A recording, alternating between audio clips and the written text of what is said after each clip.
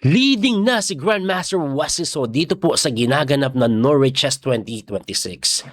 Ang tanong, ma-maintain niya kaya dahil maraming beses na po nating nakita na si Wesley maganda yung laro sa simula pero sa bandang huli napagtatatalo pa.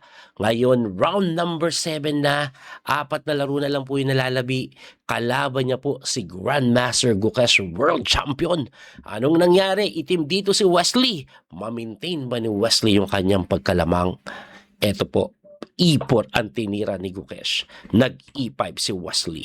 Knight F3, Knight C6, Bishop lang po sa C4. Italian na sinagot ni Wesley ng Knight to F6. Pagka Knight to F6, tumira po ng D3. Ayan, common po ito sa Italian game na sinasagot yan kadalasan ng Bishop to C4. Pero si Wesley, Bishop to E7 ang tinira. Yan po yung tinatawag nilang Italian game, 2 knights, modern bishop. Ayan, modern bishop. Medyo kakaiba yan kasi common talaga bishop c5, no? Pero ito parang makunat yung dating. Ang ginawa po ni Gukesh, nag-castling. Pagka-castling, nag-castling din si Wesley. Ngayon dito po, magtataka kayo sa tinira ni Gukesh. Kasi out of nowhere, nag-bishop to b3. At yan po ay linya. Ibalik ko lang. Gusto ko pong maintindihan nyo to para sa yung bishop b3. Ang common po kasing ginagawa dito, rook to e1. Pag nag-rook to e1 ka, tamang develop lang, no? Nagdi-d6 yan. At pagka d6, tumitira po yan ng c3. If not, a4. Para saan? Pakita po natin yung c3. Ang idea po niyan, para hindi po mapatay yung bishop ng knight to a5. Pagka knight to a5, gaganito yan a6, ganun, tulak. Ayan, yan yung common na nangyayari, tas nagsi-c5. So, nakapag-expand po sa queen side ng mabilis yung black dahil po sa tempong binibigay sa bishop. Ngayon, ibalik natin. Okay. Coach, anong pinakaiba ng bishop to b3? Pagka bishop to b3, hindi po pwede itong knight to a5, habulin yung bishop kasi libre ito So, magdi-d6 muna yan. So, pagka d6, may early c3. Ang pinakaiba niya, if you go knight a5, ayun. Nakita nyo, walang expansion na nagawa sa may queen side, yung black. Kaya po naging popular recently yung tiradang ito para wala yung ganong klaseng idea. So at least naintindihan nyo, ang weird kasi ng early bishop move, di ba? Dapat develop ka muna no? Pero nag-early bishop move ang ginawa. At pagka bishop to b3, eto naman ang ginagawa. Since umatras ka, nag-delayed ka, hindi ka nag-rook to e1, aba, pwede nang mag-d5. Okay, pwede nang mag-d5. Para sa inyong d5, edi mapapalit po yung center pawn at kagandahan yan pagka takes, medyo umokay ang sentro ng black. Ibalik ko lang po na konti, no? Ibalik ko lang po na konti. Ayan. Ayan. Kaya po ang kadalasan tinitira dito is rook to e1. Ang reason, hindi ka makapag d5 agad. Kasi pagka-capture mo takes, libre po yung e5. So at least naintindihan nyo yung mga sequence. Yun po yung reason. Okay, balik natin. Kaya nga po pagka bishop to b3, nag-d5 na si Wesley. Pagka takes capture, and then nag-rook e1 pa rin. Ngayon, after rook e1, abay, mabilis po tumira si Gukesh. Tingnan nyo si Wesley. 5 minuto na yung nabawas, kay Gukesh 2 minuto pa lang. Ang ginawa ni Wesley dito, nag-bishop to g4. Pagka bishop to g4, tumira po ng h3 si Gukesh. Medyo mabilis talagang tumira si Gukesh.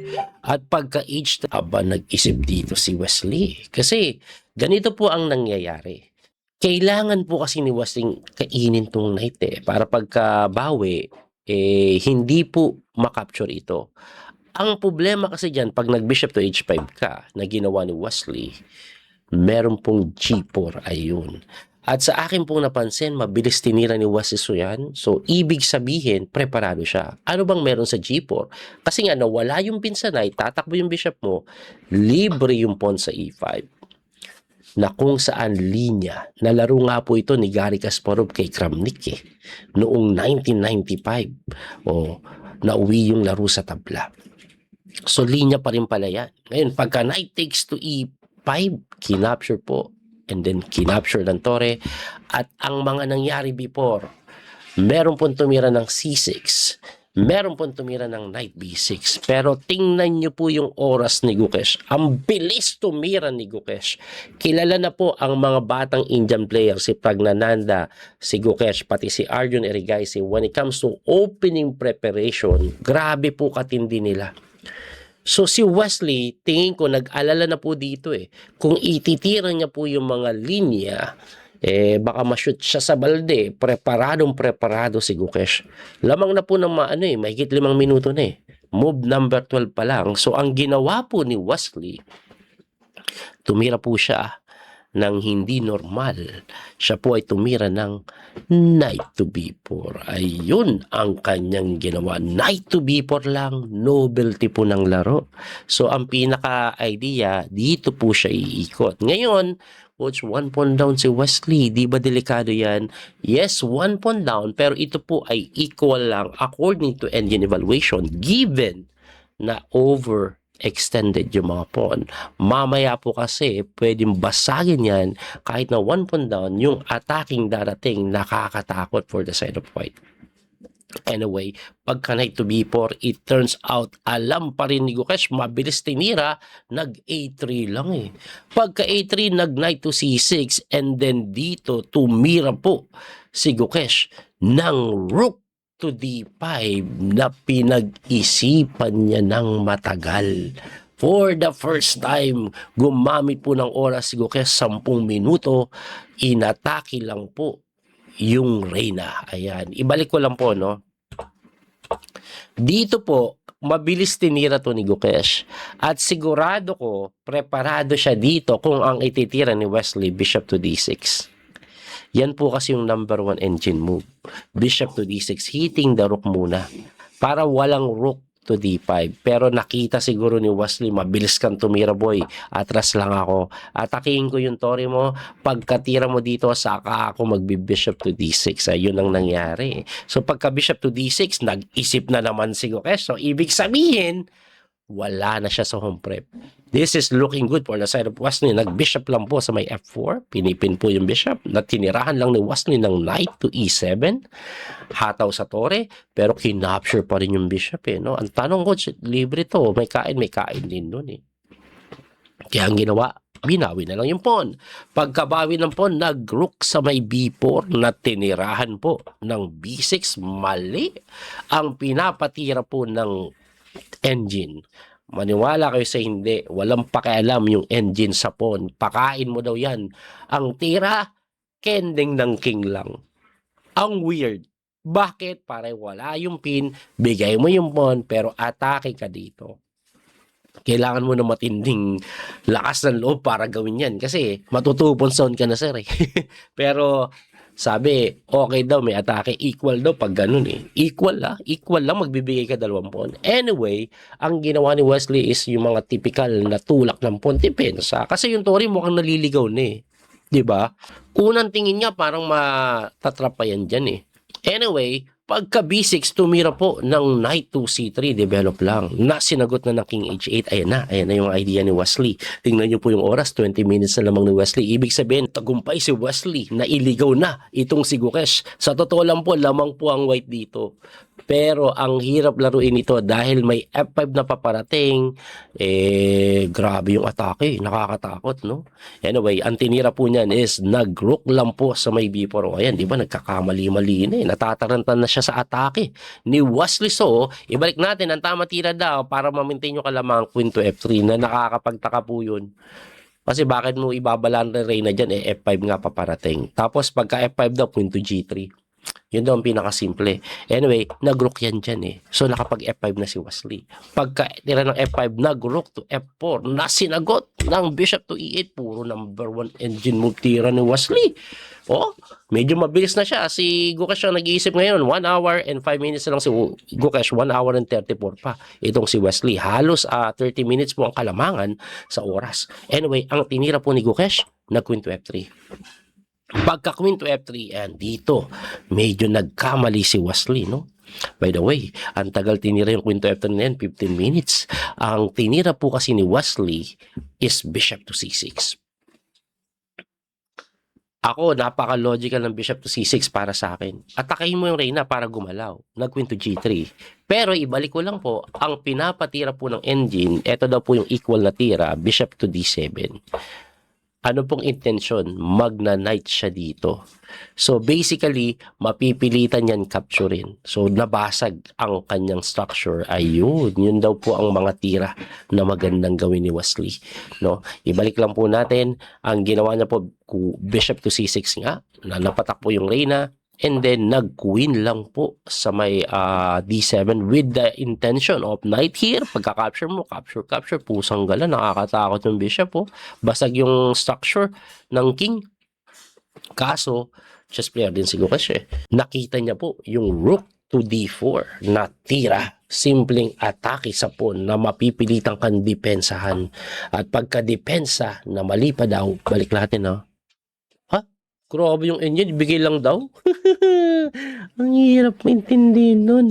Oh, meron pa isang tira, F4, ipakain mo din daw. Anyway, kahit yun ang itira mo, lamang pa rin ang white. Kaya nga, rook d8 na lang, tamang relax lang. Close naman po yung evaluation sa tiradang sacrifice ng pawn eh.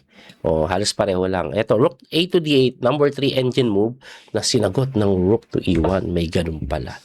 Kasi pagka rook to e1, ang gagawin mo dito, kakapture ka talaga sa may g4 eh. Thinking na, ayan, butas-butas ka na. Kaso may magandang sundot. Ayun.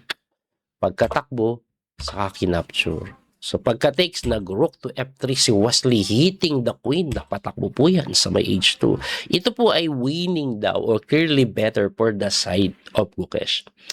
Pero, ang hirap laruin kasi lakas ng bishop, nakakatakot, yung kanyang king is hindi safe. Sinagot po yan ng knight to g6 lang. Hindi makagalaw yung bishop dahil nakapin na tinirahan lang ng king move, dinipensahan yung tore na sinagot ni Wesley ng knight naman sa may e5. Ang yari, tinatakpan. At pagka knight to e5, tumira po ng bishop to f4. Obviously, para po hindi makapture yung bishop, may threat pa na mate na dinipensahan ni Wesley ng h6. Ayan, number 1 engine move. At kung titingnan nyo po yung bar, this is winning for white. Winning for white. Pero kung titingnan nyo yung oras, 18 minutes na lang po si Gukesh dito. Move 29 pa lang. Walang increment ito. So, ibig sabihin, in 18 minutes, kailangan makatira ni Gukesh ng 11 moves. So, pagka 8-6 ni Wesley, tumira po ng knight. Ayan, nagkakamalinaw. Knight to d5. Question mark. Ibalik natin ang best is queen to h4. Para saan may threat po na capture doon. Na pagka-capture mo, may threat dito. Pag nag-queen takes ka, libre yung tore. Grabe, no? Kaso nag-knight doon. Though mali yan, kaso lamang pa rin daw si Gukesh. Yun nga lang, bababa ang kalamangan. Ang ginawa po ni Wasiso dito, grabe, matindi. Boom! Sinacrifice yung tore. Engine move yan. Magtataka kasi pagka-capture, queen to f7 lang. Ayun, may hataw dito, may hataw doon. Ang tanong, coach, didepensahan lang naman na mali. Balik lang natin, no? Ang tamang tira, wag mo depensahan, queen to h4 na hindi nakita ni Gukesh kasi time pressure na eh. So, yan daw ang tamang tira. Anong meron? Hindi pwedeng kainin to, may threat dito. At ang kagandahan dyan, let's say, i-save mo yung tore. So, let's say, rook to e8, queen to e4. Dito mo daw depensahan solid. Diyan daw dumipensa. Ano pinakaiba niyan? Balik natin doon. Nagpapin po kasi, at pagkapin, meron tuloy biglang queen to h5 na hindi ginawa ni Wesley. Ang queen to h5, the idea is to jump the knight here. Ang ginawa po kasi ni Wesley, nag-queen to f4, which is coach, similar idea, di ba? Also to jump the knight here. Ang pinakaiba po nila, may rook to e3 po dito, which is wala kung yung queen nasa h5 kasi may check at mababalik-balik, matatabla. So kahit pa paano equal daw. Anyway, yung rook to f3, sinagot lang ni Wesley ng rook to f8. Lamang pa rin daw po si Gukesh dito. Pero this is move 33. 6 minutes na lang si Gukesh. Ang tinira po niya, nag-c4. Pagkasipon, ayan, nagkakamali-mali na. Ang tamang tira daw is King E1 eh. Itakbo mo daw yung King. Yes, yan daw po yung tamang tira. Eh kaso nga, ang tinira is C4 na kung saan nakatira si Wesley ng B5. Naku, blunder din. Actually, hindi siya blunder na blunder eh. Gusto ko yung idea ng tira na yan. Kasi gusto niya capture takes tapos dito makapasok. Ngayon, ibalik ko lang po, no? Linagyan siya ng double question mark ni chess.com kasi ang gusto niya, eto, Queen to H5 para tabla na daw. Equal daw pag ganyan. Check. Eh si Wesley, siguro, ba't ako tatabla? Walang oras kalaban ko. Pilitin natin. O, di ba? Pilitin natin. Anyway, pagkatira niyan, nakaiwas sa pin. Pagkaiwas sa pin, kinapture lang ni Wesley yung kabayo bigla. Oh. Tinikpan lang yung Yuka baby na kung saan napilitan na bawiin ng tore. By the way, bakit ba kailangan capturein? Ito po kasi yung threat. So, kailangan tikman yan para mawala yung threat. Ngayon, pagkatira nun, kinapture lang po yung pawn. Check. And then, check. At pagka-check, umangat. Ayan, ay umangat. Bumlock yung tore. No? Umangat ba yan? Bumaba. Bumaba ata eh. At pagkaharang po ng tore, tingnan nyo yung oras ni Gukesh, 1 minute and 41. Siyempre, kumapture sa pawn. Oh, medyo mali pa nga. Ano ba tamang tira? Queen C2 daw, drawish. Kasi ito daw targetin. Pero, Wesiso, baka gusto pang manalo. Kasi move 38, Queen takes B2. Halos 2 minuto na lang si Gukesh. Nag-capture po sa D6. Ayun pala yung kagandahan dito. Hindi ma-capture yan kasi with capture with a check eh. Anyway, pagka-capture sa D6, nag-capture sa C4. Ayan na. Lamang pa rin si Gukesh. Move 39. Nagbalik yung tore para dumipensa sa pawn na tinirahan lang ni Wesley ng rook to F5. And this is move 40 na. Move 40 na. At pagkatira po ng rook to F5, biglang natable. Ang hindi ko sigurado dito, paano natabla? Noong una, akala ko error lang siya. Kaya tinignan ko po sa Lichess, tinignan ko po sa chess.com at natabla nga talaga hanggang dito. Ngayon, hindi po ako mapag-research. Baka pwede kong panoorin sa live kung ano nangyari. Sana pa-check na lang po. Pakisabihan ako kung ano nangyari. Kasi alis po ako, nagmamadali ako, di pa ako naliligo. May laro si Jade, ihatid ko siya alas 9. Kaya hindi ko na po mahagilap. Anyway, nauwi po sa tabla yung laban nila. Ang position po, very equal. Pero ako kasi nakikita ko 1 minute na lang si Gukesh. Baka magkaroon pa ng blunder to kung itutuloy.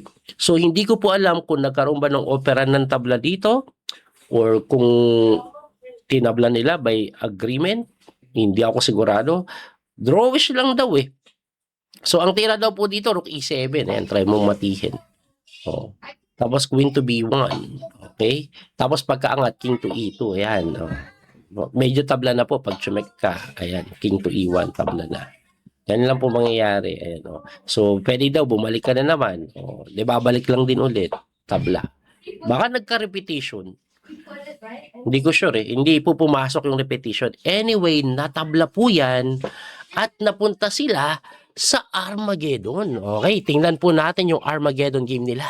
At dito po sa kanilang Armageddon game, C4 ang tinira ni Gukesh. Oh. Ayan, oh, medyo symmetrical. Hindi medyo symmetrical talaga pero binago. Nag-E3 lang tas nag-E5.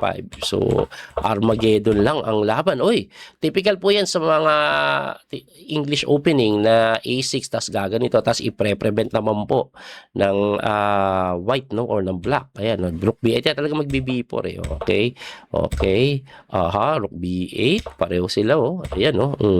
Typical yan eh, na ganyang play. B5 ang lalaruin eh. Tapos tatalo nyo kabayo sa D5. Yan.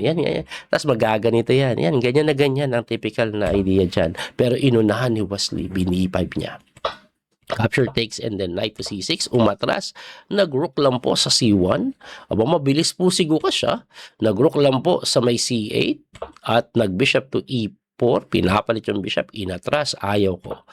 Pumasok yung reyna doon, nag-king move lang, oh. Kinendingan lang ng king, equal. Pero lamang si Gukesh sa oras ng 3 minuto pa rin, no?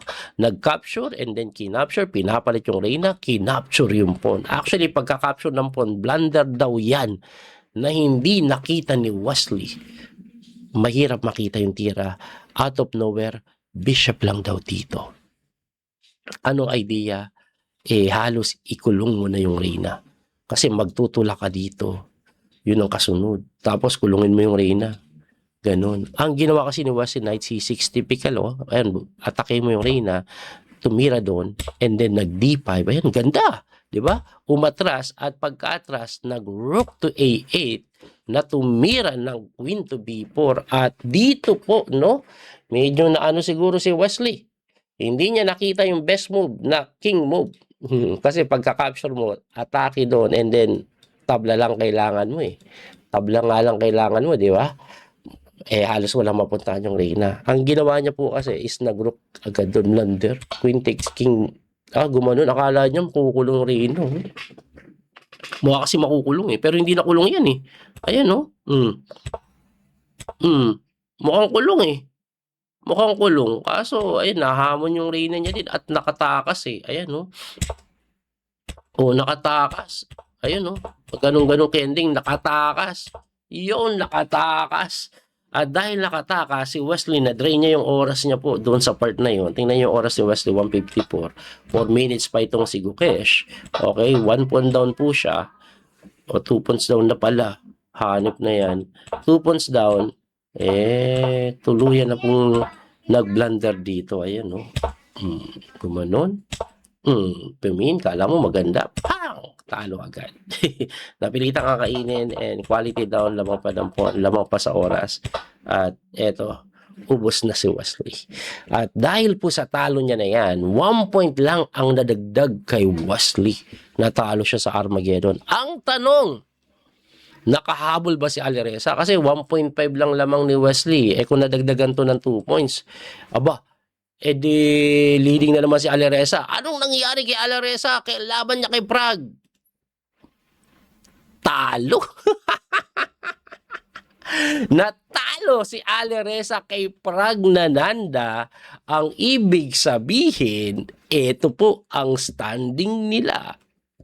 Leading po si Wesley, mas lumayo pa nga. Kasi 1.5 ahead lang siya nung nakaraan. Ngayon, 2.5 na dahil natalo si Aleresa. At natabla si Wesley sa standard. Si Magnus nanalo sa kanya pong Armageddon. Vincent Kamer nanalo din po ata sa Armageddon yan. And then Pragnananda nanalo. Tingnan nyo po yung standing, dikit-dikit. So 12.5 si Wesley, 10 points si Aleresa, and then maraming 9 points. Ngayon, si Gukesh, 8 points siya po yung nahuhuli. Pero yung 1 point na diferensya na yan, madaling bawiin yan. Isang panalo lang yan. Si Wesley naman, kung kanyang mamimaintain ito, last 3 rounds remaining, abay, champion na. Wag lang matalo eh. Wag lang matalo. Kasi 2.5 ahead eh. Makapanalo lang siguro ng isa pa. Tapos kahit tabla-tabla, sure, first na. Anyway, abangan po natin yung mga susunod na laro. Pagkatapos po ng tournament ni Jade, ako po ay mag-live na ulit. Kasi kailangan ko lang gumising na maaga para kay Jade kasi hinahatid ko po sa tournament. Medyo maganda naman yung kanyang performance. Nakakabilib yung batang ito. 9 years old pa lang, marunong na mag-isip. Kahapon po, isang tira, nag-isip siya ng 25 minutes. Isang tira lang. Tiyaga mag-isip eh. Sabi niya sa akin, nung natapos, lahat ng laro niya, tumatagal lang more than 3 hours sa standard eh. Sabi niya sa akin, Daddy, my eyes is already closing. I cannot see anything anymore. Pagod siya. Pero natutuwa ako kasi dahil doon, nakikita ko na may future kasi may disiplina, nag-iisip. Tapos pag kailangan tumira ng mabilis, mabilis din naman. Kaya nakakatuwa lang. Anyway, abangan nyo po yung ating mga susunod na video. Supportahan nyo po yung Biyaherong Chess Coach application. I-download nyo po sa my Play Store. Sana po mag-premium din kayo. May mga video tayo doon na ina-upload. Maraming puzzles. Pwede kayo mag-analyze. Maraming function na pwede magamit to improve. At napakamura lang po ng premium. So, sana po i-premium nyo po yung inyong mga account. Para may pambayad po ako sa mga bayarin yan. Yung mga server dyan. Mga developer natin. Anyway, hanggang dito na lang po tayo. Muli ito mo yung coach, PD Master, Daniel Causo. Hanggang sa muling pagkikita. Don't forget to like and share. Follow and subscribe. God bless po mga kapiyay. Salamat ulit. Bye-bye.